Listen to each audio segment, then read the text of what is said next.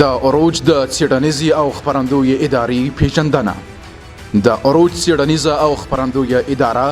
د حقایقو په اړه خلکو ته خبرداري، د خالص اسلامي ارزښتونو د بنسټیز کولو، د اسلامي کلتور د ودې او پراختیا، د کلتوري یرغل په وړاندې د مبارزې او د ځوانانو د فکري او علمي ظرفیت د لوړولو لپاره په لاندې برخو کې فعالیت کوي: په دري او پښتو ژبو د کتابونو لیکل، ژباړه او خپرول، د بروشورونو لیکل او خپرول، د میاشتني لیکونو لیکل او خپرول، د افغانستان له ټولو ولایتونو څخه د مستند تولید، د ګردي میز ثبتول او د ورځې د مهمو مسایلو شننه، په هیواد کې د مهمو پیښو راپورونو ثبتول، د ځوانانو او محصلینو لپاره علمي او کلتوري سیمینارونه د پوهنتون د استادانو او د هیواد د مخکښو علماو لخوا ترسره کول.